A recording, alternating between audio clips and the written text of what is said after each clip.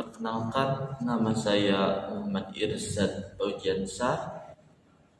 Sekarang saya sedang menempuh pendidikan di Universitas Kiai Haji Abdul Halim yang ada di Jawa Timur dengan program studi perbankan syariah dan masih semester 4. Nah, tujuan dari saya membuat video pada kesempatan kali ini adalah untuk memenuhi tugas mata kuliah Etika Bisnis Islam.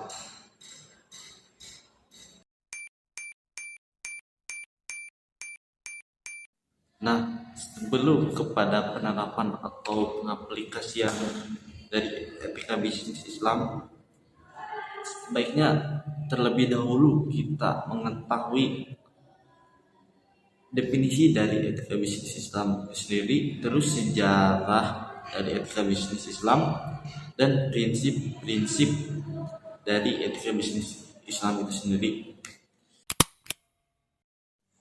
Nah, jadi secara definitif, etika bisnis Islam adalah suatu sistem atau pengetahuan tata cara pengaturan dan pengelolaan suatu bisnis yang sesuai dengan syariat.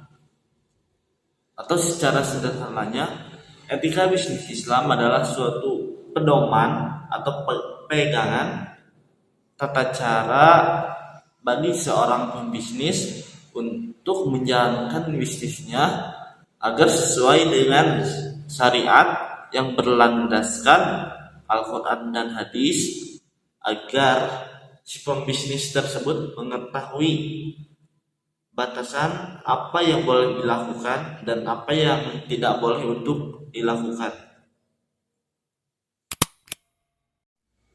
Nah, selanjutnya yaitu sejarah dari etika bisnis Islam.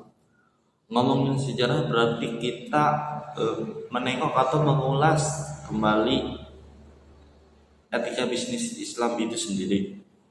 Nah, pada zaman Rasulullah, beliau adalah panutan bagi para pengikutnya dari berbagai aspek kehidupan, termasuk di dalam bisnis tersebut.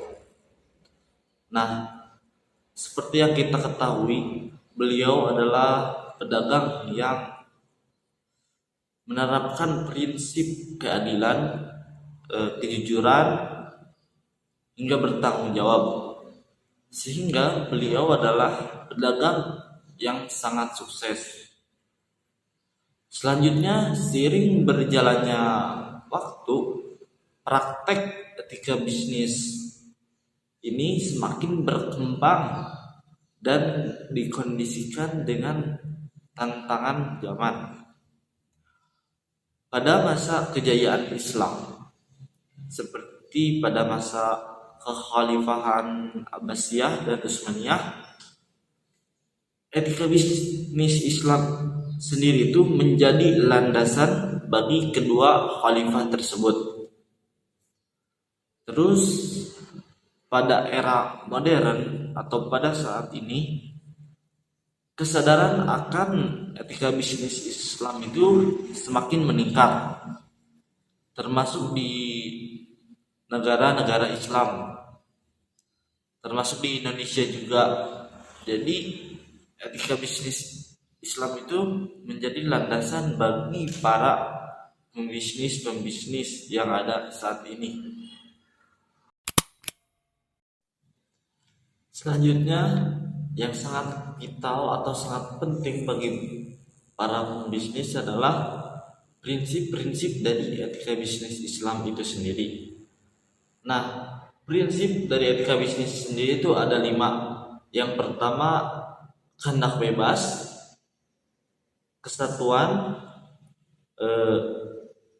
keadilan, rasa tanggung jawab, serta kejujuran.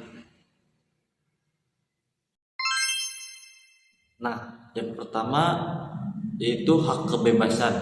Maksudnya di sini kita sebagai umat manusia tentu diberikan kebebasan untuk menjadi seorang pembisnis dagang atau lain-lain itu, tapi kita harus tahu batasan-batasan dari profesi tersebut dan harus berlandaskan Quran dan hadis.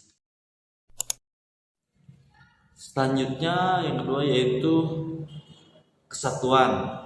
Nah, maksudnya di sini yaitu Islam, bisnis, hukum itu harus dipadukan menjadi kesatuan yang harmonis. Terus yang ketiga adalah rasa tanggung jawab. Maksudnya di sini jadi apabila kita sebagai pebisnis atau pedagang, kita harus punya rasa tanggung jawab atas apa yang kita jual kepada konsumen. Misal dalam hal kualitas, kuantitas itu harus yang paling bagus dan baik untuk konsumen. Nah, yang keempat yaitu keadilan. Maksudnya di sini tentu sebagai seorang pebisnis kita harus mempunyai sikap adil kepada siapapun. Contohnya kepada pembeli 1 dan pembeli 2, kita harus memberikan kualitas produk dan kualitas pelayanan yang sama tanpa dibeda-bedakan. Nah, yang selanjutnya, yang terakhir yaitu kejujuran. Kejujuran ini sangat penting bagi para pembisnis untuk keberlangsungan bisnisnya agar bertahan lama. Karena apabila si pembisnis tidak melakukan bisnisnya tidak dibarengi dengan kejujuran, maka lambat laun bisnisnya tersebut akan menurun karena si konsumen mulai tidak mempercayai kepada si pembisnis tersebut. Selanjutnya, pentingnya penerapan etika bisnis Islam bagi para pengusaha atau pembisnis itu adalah agar kita tahu batasan mana haram, mana halal. Jadi dalam proses usahanya kita tahu apa yang boleh dilakukan dan apa yang tidak boleh dilakukan, sehingga apa yang kita raup atau keuntungannya itu bisa menjadi halal. Selanjutnya yaitu contoh penyimpangan dari bisnis Islam seperti yang kita ketahui atau kita lihat, karena banyak di berita-berita atau di media sosial kita bahwa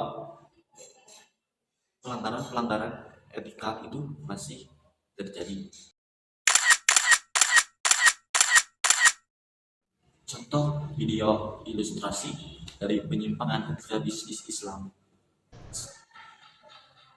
Tiba giliran pesanan saya dibuat nasi goreng kambing pedas yang kebetulan berbarengan dengan seorang wanita yang juga mampir untuk membeli nasi goreng.